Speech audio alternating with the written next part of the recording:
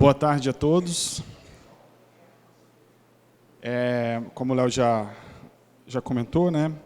Meu nome é Renan, eu trabalho na Secretaria de Governo Digital, que é vinculada ao Ministério da Economia. A gente tem várias iniciativas que pouco tem a ver com tecnologia, apesar da gente usar a tecnologia. Então, como o colega perguntou mais cedo, né? Sobre o público aqui, a gente tem muita gente que não é da área de TI. Então, eu vou separar minha apresentação aqui. Não vou fazer uma apresentação técnica e vou falar um pouco antes do blockchain, antes da tecnologia, falar um pouco de governo digital, e depois a gente entra especificamente nos assuntos mais técnicos. Meu objetivo aqui é passar 4 mensagens para vocês. Ao longo da apresentação, a gente vai falando cada uma delas, tá? O nosso lema agora é ser digital para ser humano.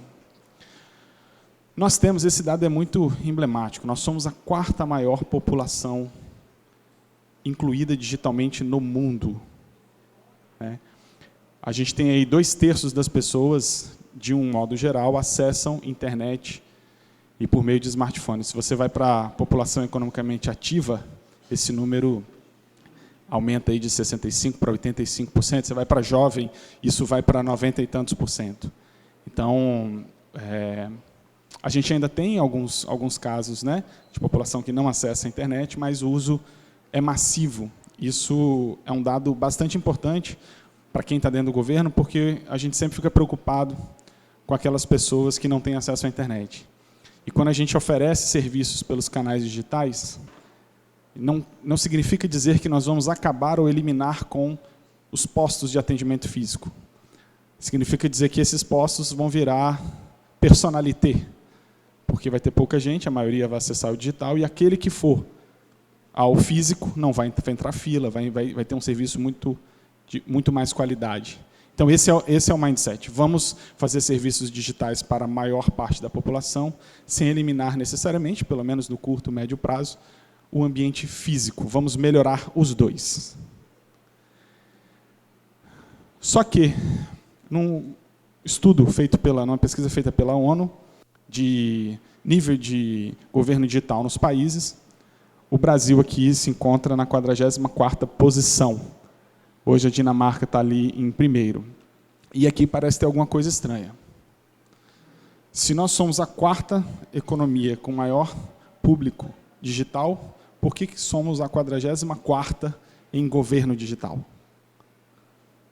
Há uma distância muito grande nesse cenário. E aí é onde cada um aqui, porque quem vai mudar isso são as pessoas, somos nós, né, que fazemos parte do governo, juntamente com o pessoal do setor privado, é que vai conseguir fazer isso aqui. A gente tem crescido, esse é um dado interessante. A gente tem melhorado a nossa posição, mas ainda estamos muito além. Então, com esse pano de fundo, o governo começou, em 2017, algumas iniciativas.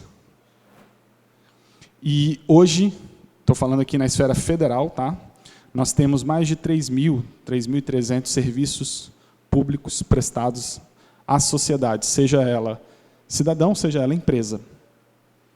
52% é digital. É muito pouco, concordam? De 3.300 serviços, 50% de ser digital não é muito pouco. E nós crescemos. Essa pesquisa ela iniciou em 2017, era 30%. De lá para cá, a gente conseguiu melhorar aqui um bocado. E o primeiro dado interessante desse slide é ter este dado. Eu não sei como é que está a prefeitura aqui do Rio de Janeiro, mas nós, no governo federal, não sabíamos quantos serviços públicos nós prestávamos à sociedade, porque isso é fragmentado em diversas instituições, não é isso? Muito menos saber quantos desses eram digitais. Então, foi feito um censo de serviços públicos, o Ministério do Planejamento com a Escola Nacional de Administração Pública levantou junto aos órgãos para conseguir fazer, e esse número ele acaba crescendo. E aí eu começo a entrar naquilo que a gente tem também como lema dentro da SGD. O governo é prestador de serviço, mas não se enxerga como tal. Há uma cultura de que nós somos executores de processos. Tem uma lei, tem um decreto, tem uma portaria, e isso nos obriga a executar determinados processos. Para isso existe o serviço público, e nós, servidores públicos, temos que fazer isso. Mas não. nós temos clientes. A gente fala que muito que a gente tem usuário, mas nós temos clientes. Nós somos prestadores de serviço público. A nossa sociedade, composta aí de 210 milhões de habitantes, algum desses não usa serviço público, todos usam. Então, o nosso papel enquanto prestador de serviço público, ele é fundamental. E esse é o primeiro recado. Eu disse que ia passar 4 mensagens. A primeira, que não tem nada a ver com tecnologia, mas que vai chegar na tecnologia, é essa. Nós precisamos ver, e a gente tem feito um trabalho muito grande no governo federal, quando você senta com um órgão e pergunta quais são os serviços públicos que você presta para a sociedade. Era para ter de cor, não era? Saber quantos são digitais, quantos não são. E, muitas vezes, algumas atividades não são consideradas como serviços públicos. Então, identificar isso, eu estou falando de mentalidade, estou falando de mindset. Então, esse é o primeiro recado. E aí, enquanto prestadores de serviço público, enquanto prestadores de serviço, a gente precisa prestar para a nossa sociedade. Se a nossa sociedade é digital, nós temos a obrigação de prestar serviços públicos digitais, porque todo mundo usa Uber, usa Facebook, usa Gmail, usa Google Maps, não é isso? Quem não usava, nos últimos 5 anos, passou a usar. Pode não ter toda a intimidade do mundo, mas usa. O básico usa. Por que a gente não usa para interagir com o governo? Ainda, né? E então o governo federal criou uma iniciativa, um programa, né, chama GovBR, tem uma série de programas e ações vinculados a essa marca, digamos assim, que tem esse objetivo de convencer as pessoas de que nós somos prestadores de serviço público e precisamos prestar um serviço público digital. Aqui eu teria meia hora para falar de algumas iniciativas, como o login único, os cidadãos terem um único usuário e senha para acessar todos os serviços do governo, seja na esfera federal, estadual e municipal. É possível, inclusive, a Prefeitura do Rio aderir a este movimento. O Estado do Rio de Janeiro já aderiu na rede GovBR. É uma das iniciativas. Outra iniciativa é a avaliação de serviço público. Quando você usa o Uber, você termina a corrida, você não dá uma notinha para o cara de 1 a 5, e ele também avalia o usuário. Isso, a avaliação é algo muito corriqueiro. Qualquer coisa que você faz na internet, no final tem, me dá uma nota aqui de 1 a 5. Quantos serviços públicos, não sei, aqui do Rio de Janeiro, ao terminar de prestar um serviço para o cidadão, coletam uma avaliação para saber se a sociedade está gostando, se não está, para a gente poder comparar qual é o serviço melhor ou pior. A gente não se enxerga nem como prestador de serviço, quanto mais ser avaliado, né? Tem mais uma iniciativa aqui com relação a isso. Tem diversos assuntos, eu vou passar aqui por conta do tempo e vou me ater aqui para a gente chegar na tecnologia e para a gente chegar mais especificamente no blockchain. Tá? Aqui um exemplo de transformação digital. Eu vou passar bastante rápido aqui. O INSS, que é um órgão... Isso aqui é interessante. O INSS usa tecnologia massivamente. Sabe quantas pessoas roda a folha de pagamento mensal de aposentados do INSS? Alguém tem ideia? Não vale a pessoal da Dataprev. Mais de 40 milhões de pessoas rodam mensalmente a folha da Dataprev. Isso é um absurdo de grande. Uma folha de pagamento de mais de 40 milhões milhões de pessoas. Em termos financeiros, isso aí eu nem sei, é muita grana. Mas é um órgão que usa muita tecnologia para serviços e processos internos.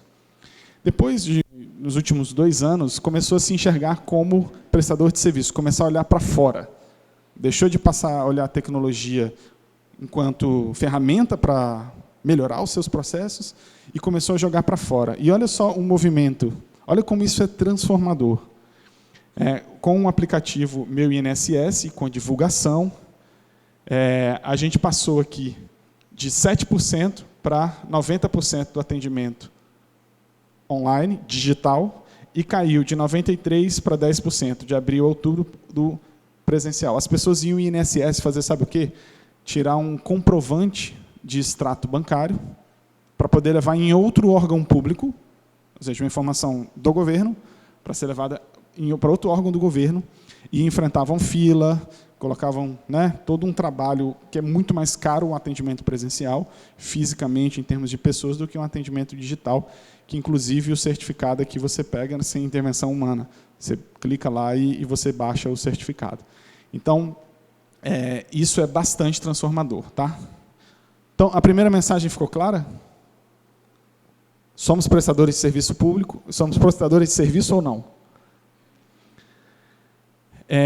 E aí, além de simplesmente, né, a colega falou, acho que de Teresina, de não pegar os seus processos atuais e simplesmente digitalizá-los. Pegar um processo ruim e digitalizá-lo. Né? Ser digital para nós significa estar centrado no cidadão, ser acessível, integrado, preditivo e seguro. Também poderíamos falar bastante aqui. Eu vou dar um exemplo da vida no mundo privado, depois a gente fala um pouco sobre governo, para a gente poder explorar um pouco como isso daqui, cada elemento desse é bastante importante. Alguém aqui já teve a experiência de ter um voo cancelado? Sim, né? A cara não é boa. Eu tive 2 experiências, uma há uns 10 anos mais ou menos, aqui no Brasil, e outra esse ano, nos Estados Unidos. E eu vou fazer uma singela comparação das 2 experiências e a gente vai abordar alguns assuntos aqui. Bom, primeira experiência, voo cancelado, fila, certo? 1h30 para chegar a sua vez, para você descobrir, e aí, enquanto 1h30 chega, a fome começa a bater, e aí você senta na frente da pessoa e vamos lá, vamos descobrir o próximo voo. Se o voo foi cancelado, tem que dar um jeito. E aí começa ali, espera aí que eu vou ver agora se tem na outra companhia, depois eu vejo se tem na outra, né? Assim, vou ver se tem na Gol, vejo se tem na TAM, e vai passando companhia a companhia, o seu atendimento demora 10 minutos, a fila continua lá atrás, aí você descobre que o seu voo só tem disponível no dia seguinte. E aí você começa a verificar como é que você vai fazer para ficar. Alguns ficam no aeroporto, não é isso? Dorme no chão e tal. Outros que têm mais condição, pegam um transporte, um táxi, um Uber, alguma coisa, vai para algum hotel ali perto, né? Procura na internet ali um hotel para passar a noite, no dia seguinte volta e assim vai. E aí o problema de resolver o voo cancelado dentro do aeroporto é pelo menos 4 a 5 horas. Estou mentindo? O que aconteceu comigo esse ano nos Estados Unidos? Meu voo foi cancelado, eu já, putz, vai ser aquela novela, né? Então, eles já tinham percebido. Na verdade, o meu voo nem foi cancelado. Teve um atraso no meu voo que a minha conexão ia perder o sentido, porque eu atrasou tanto que o outro voo já ia ter saído. Então, antes de eu movimentar, eles já chamaram a gente, já dizendo assim, ó, ou seja, foram preditivos, né? Já identificaram e falaram, olha, você já não adianta mais pegar esse voo aqui. Toma aqui uma Coca-Cola e um salgadinho e vamos resolver seu problema. Aí, fila. Eu esperei uns 3, 4 minutos para chegar a minha vez. Chegou a minha vez, eu fiquei assim, acabou já. Ela perguntou, né, qual que era o voo, ela já tinha a lista de todos os outros voos. Isso porque eu quis o atendimento presencial, porque eu poderia ter resolvido sem conversar com ninguém lá no totemzinho. E aí, quando eu escolhi o voo, também era para o dia seguinte, a moça lá da companhia, ela apertou um botão. E aí começou a sair um monte de... Sabe aqueles canhotinhos de impressora?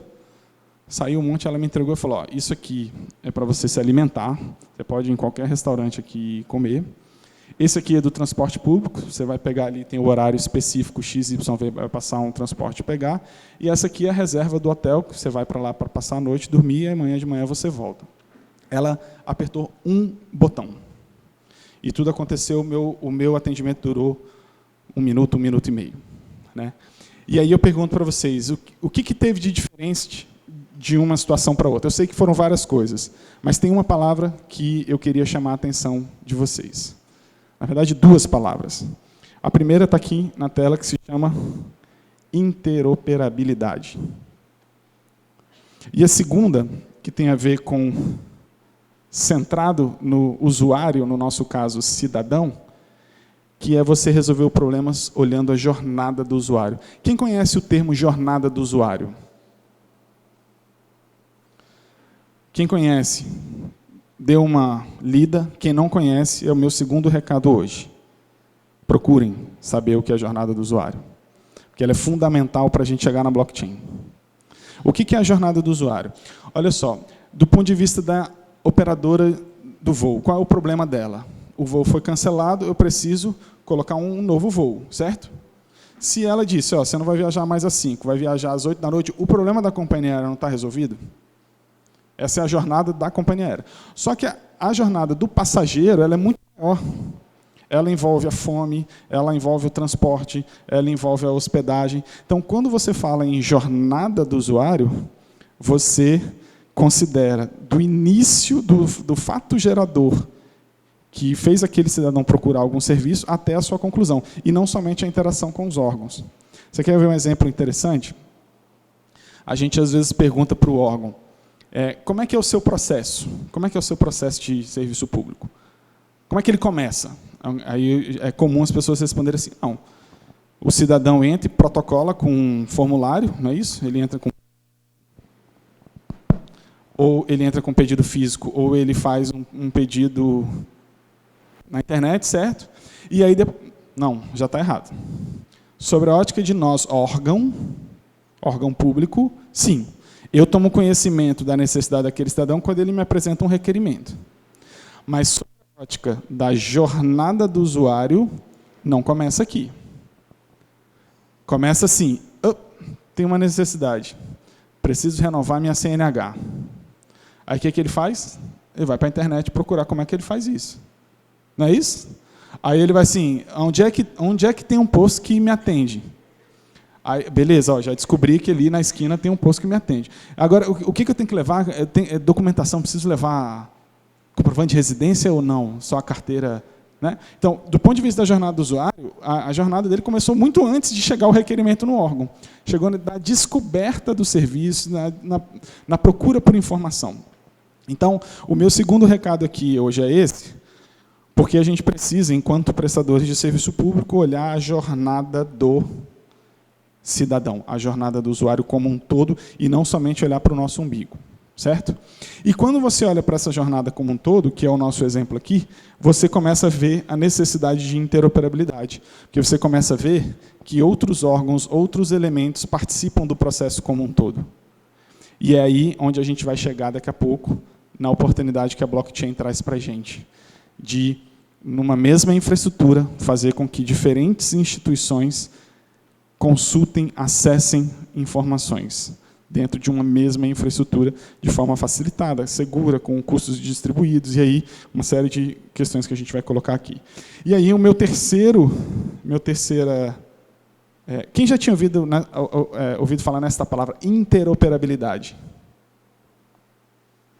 Então, o pessoal que não ouviu, mais um dever de casa, jornada do usuário, interoperabilidade. Leiam sobre isso, tá? Isso é importantíssimo quando a gente fala em governo digital. E aí, saindo do exemplo voo cancelado, olhando mais especificamente dentro do governo, a gente fala que a gente faz do cidadão o despachante. Na incapacidade do governo se integrar, interoperar, a gente facilmente transfere isso para o cidadão. É barato, não pago nada, a coisa mais fácil que tem é transferir para o cidadão uma carga. E aí o cidadão vira o despachante do governo, porque é ele que tem que provar que é, sim, uma pessoa com deficiência, que, sim, é uma pessoa com baixa renda, que votou na última eleição, que tem determinado estado civil, que possui uma empresa, que está desempregado. É o cidadão que tem que ir nos órgãos públicos e ele tem que me dar essa informação. Estou errado? É assim que funciona hoje. Né? Pelo menos muitos do governo federal são assim. E aí é onde a interoperabilidade começa a agir. Porque essas informações elas estão em posse do governo. Se elas fossem compartilhadas, né, eu não precisaria mais pedir. Acho que foi citado aqui o caso da Estônia. A Estônia aboliu carteira de motorista. Não existe carteira de motorista mais na Estônia. Você anda com a sua identidade. Aí o guarda te para e fala assim, quero saber se você dirige ou não, como é que faz? Ele pega a sua identidade, bota no celular o número, consulta ali online e fala, não, você está habilitado, está vencido, não está. Não tem custo de emissão da carteira, você não paga multa se você não levar a carteira. É um mindset completamente digital. Mas isso só é possível porque o departamento de trânsito consegue conversar com o departamento de polícia, né, por meio da interoperabilidade, para que o cidadão não precise provar isso. Os próprios órgãos conversam entre si e fazem essa cobrança. Aqui alguns exemplos, né? Quem já tirou passaporte aqui nos últimos 2 anos pode ter percebido essa diferença. Hoje não é mais necessário levar a situação militar, no caso para os homens, né, que é o certificado de reservista, nem a quitação eleitoral, que eram os 2 documentos. Lembra quando começa a jornada do usuário? Aí ele vê que tem esses 2 documentos, aí procura na internet como é que ele faz para tirar, que ele perdeu o comprovante, não é isso? Perdi o comprovante de votação, aí eu vou... Isso é tempo, gente, tempo. O salário médio do cidadão brasileiro é em torno de R$ 2.700. Se você traz isso para o minuto, isso dá 23 centavos o minuto. Qualquer 10, 15 minutos, né, que você perde do seu horário de trabalho, que geralmente é quando as pessoas se movimentam para fazer esse tipo de coisa, é custo Brasil, é grana que a gente está perdendo. Né? Outro exemplo, existem 2 benefícios sociais dentro da administração federal, que é o benefício de prestação continuada e o passe livre interestadual. Para esses 2 serviços, a pessoa tem que ter baixa renda e tem que ser uma pessoa com alguma deficiência. Hoje, se ele quiser consumir esses 2 serviços, ele tem que provar para os 2 órgãos completamente distintos a mesma situação. Ele tem que mostrar que ele é de baixa renda e tem que mostrar que tem alguma deficiência. Nós promovemos uma integração recentemente e, quando você pede o passe livre, ele verifica se você já recebe o BPC. Se você já recebe o BPC, automaticamente você pode receber o passe livre. Então, você não tem que subir mais um monte de documento, não tem que ter mais alguém dentro do órgão, não é isso? Toda vez que a gente pede um documento para o cidadão, tem que ter alguém do órgão para ver depois se ele fez o upload do documento certo, se o documento corresponde àquele CPF que está pedindo. Então, é tempo que eu economizo do cidadão e tempo que economiza do governo, integrando essas informações. E aí, gente, todo mundo trouxe o seu objeto, né? Eu trouxe isso aqui. Foi um pouco difícil trazer no voo, mas eu fui montando, as aeromoças foram me ajudando para eu poder usar aqui na apresentação. Cada um traz o que pode, né? E aí é o seguinte, eu chamei aqui de quebra-cabeça de informação. Por quê? Porque os órgãos os sistemas informacionais foram surgindo de forma totalmente descentralizada, não é isso? De forma que cada bolinha dessa aqui, ó, representa um banco de dados ou um sistema. Agora, nós vamos tirar esses palitinhos aqui, vamos pensar que essas bolinhas aqui estão flutuando, certo? Que é o mundo real sem a blockchain. A blockchain é quando essas bolinhas aqui se conectarem. Então, vamos num passo anterior, não tem essas bolinhas aqui. Então, olha só, aqui é a Receita Federal, tá certo? Tem o quê? O CPF, não é? Aqui é o CERP, que é onde guarda a informação, é isso? Aqui, ó, é o Denatran. O Denatran guarda carteira. Vamos pegar o caso da Estônia e vamos botar aqui. Sua carteira de motorista, situação você pode viajar ou não, certo? E aqui é o TSE, que guarda o quê? Se você votou na última eleição ou não, não é isso? Como é que faz para compartilhar a informação aqui? Bom, se cada um tem um pedaço da informação, o caso aqui do passaporte, que integra com 2, né, situação militar e situação eleitoral, o que faz? Esse sistema aqui do passaporte, quando você faz uma solicitação, ele vem no TSE para perguntar se você votou na última eleição, aí volta. Aí ele vai lá no Ministério da Defesa para saber se você está kit do ponto de vista certificado de reservista. Aí volta. Aí ele vai lá no Denatran para saber se você é, de fato, um motorista. E volta. E aí as integrações elas são feitas de forma bilateral, não é isso? Um pergunta para o outro. Você sempre tem 2 envolvidos. E aí, quando um tem que perguntar para muita gente, ele vai saindo perguntando para um monte de gente. Isso tem alguns problemas. Vamos supor, aqui, ó, coitado da Receita, todo mundo quer saber o CPF. Então, tem muita gente perguntando para a Receita. Onde é que está o custo de tecnologia para manter isso? Está na Receita. Se 200 órgãos perguntam para ela e ela tem que responder para 200 órgãos na infraestrutura dela, quem paga esse custo? A Receita. Não é isso? Do ponto de vista de tecnologia, eu tenho que ter uma infraestrutura parruda aqui, não tem? Por quê? Porque está todo mundo perguntando para a Receita a mesma informação. Então, aqui eu tenho um custo centralizado, aqui a informação está centralizada, a tecnologia está centralizada, certo? Quando eu começo a falar de blockchain, e aí o blockchain tem dois conceitos, que são metáforas que eu acho bem interessante, que é uma da fofoca e a outra é da testemunha. Não é isso? Quando rola uma briga, um acidente, alguma coisa, e o juiz precisa tomar uma decisão, ele faz o quê? Recorre às pessoas que viram aquele fato e pergunta para elas. E aí ele faz um jogo. Se todo mundo estiver falando que a culpa é do fulaninho, a justiça acredita naquilo, não é isso? Esse é o conceito da testemunha. E qual que é o conceito da fofoca? Eu falo aqui para ele uma informação privada, que fala para ela, que vai falando, não é isso? Então, o blockchain usa esses dois conceitos. Então, vamos supor que eu vim aqui e acabei de habilitar um cidadão para TSE. Vamos pegar o caso do TSE. Ele acabou de verificar que o João votou. O que ele faz? Ele conta para o Denatran conta para o Ministério da Infraestrutura, o Ministério da Infraestrutura, e aí um vai contando para o outro, e aquela informação ela fica descentralizada. Certo? De tal forma que, se eu sou Receita e recebi a informação via fofoca de que fulano tem determinado, votou na última eleição, eu tenho essa informação comigo. Na hora que eu for fazer o serviço, eu preciso ir lá perguntar? Não, porque eu já recebi a informação. Certo? Já. Vamos lá. Então, eu estou usando aqui o conceito da fofoca, certo? E também a testemunha. Quando eu falo assim, será que esse cara votou mesmo? Quem garante que esse cara votou? Essa informação chegou aqui, olha. Aí tem toda uma tecnologia por dentro da blockchain, que não é tema aqui, vocês podem estudar à vontade, não é simples, tá? Eu estou quebrando a cabeça para entender. Mas que garante, né, que várias pessoas viram aquela mesma informação, e aí você consegue garantir, por meio da metáfora da testemunha, se todo mundo está dizendo que o cara realmente votou na última eleição, você acredita naquilo. E aí, olha só as vantagens. O custo agora continua centralizado? Não, porque todo mundo tem a informação. Quando eu preciso saber, eu vou na minha tecnologia. Então, não existe uma concentração do ponto de vista de tecnologia. Ou seja, se a máquina da Receita ficar fora, o Denatran para? Não, porque ele também tem a informação lá. Se ele dependesse daqui e essa máquina parasse, quando ele viesse aqui, o sistema está fora. Não é isso? Então, olha só, a infraestrutura tecnológica é descentralizada, então você tem mais disponibilidade. O custo é descentralizado e você tem uma série de vantagens, além de segurança e outras coisas que aí o pessoal vai poder explicar melhor. Tá? Vamos lá, que meu tempo está acabando. E eu ainda queria falar de normativos.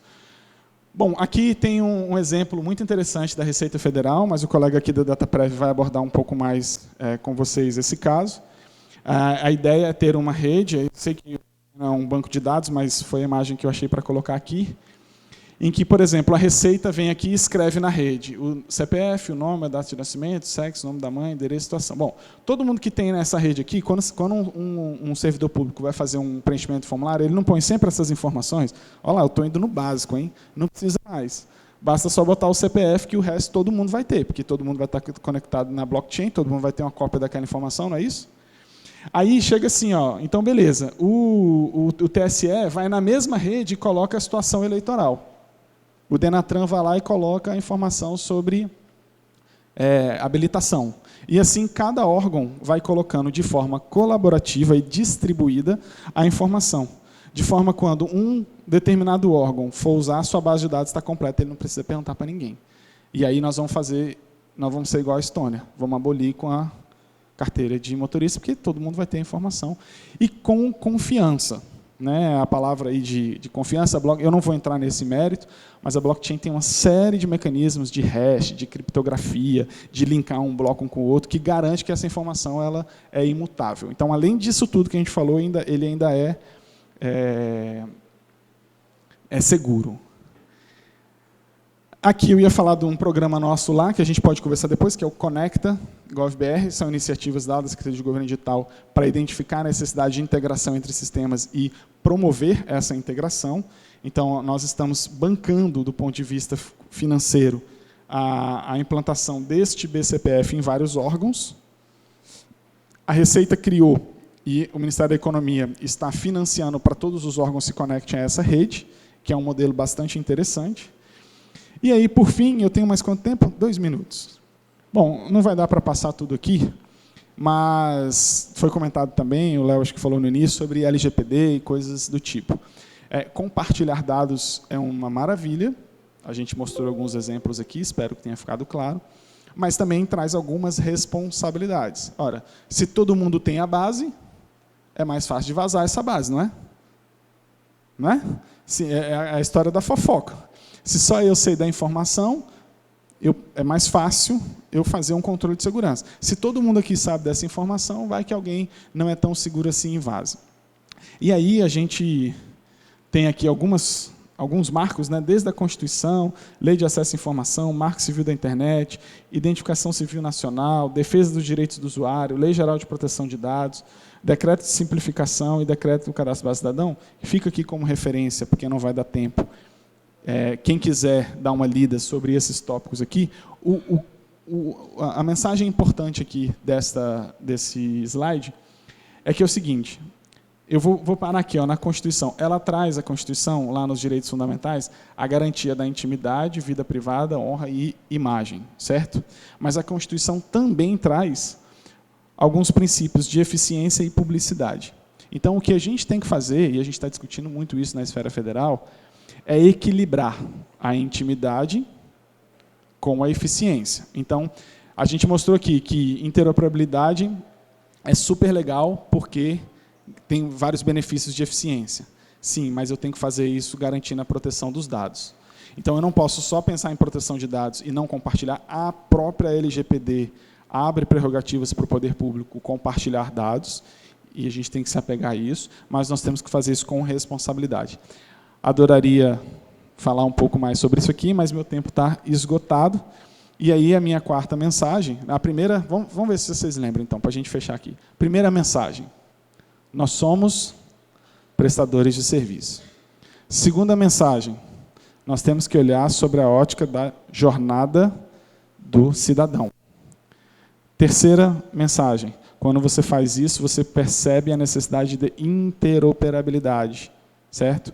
E a quarta é exatamente essa o blockchain, que é o nosso evento aqui, né, para fechar. Ele permite isso, eu dei alguns exemplos aqui com a minha escultura, e termino dizendo que, apesar de sermos uma Secretaria de Governo Digital, não é o digital não é a tecnologia, né, que muda o mundo. A tecnologia ajuda as pessoas a mudarem o mundo. Então, a gente avocar a responsabilidade. Não conheço de blockchain. Não precisa conhecer. Você só precisa saber as vantagens. Você só precisa chegar lá na sua área de TI e falar: bicho, interoperabilidade, jornada do usuário. É isso que vai fazer a transformação. Não é a tecnologia, usar o hash. Não se preocupem com a tecnologia. Se preocupem em assumirem a responsabilidade de promoverem a mudança. E é isso que está fazendo diferença no governo federal. A gente ainda tem um longo caminho pela frente, mas a gente já andou um bom pedaço. E aí eu deixo isso como recado para vocês. Parabenizo aqui o evento, que eu acho que um dos objetivos do evento é isso, é sensibilizar as pessoas, né, para que a gente possa fazer essas transformações. Muito obrigado, boa tarde a todos.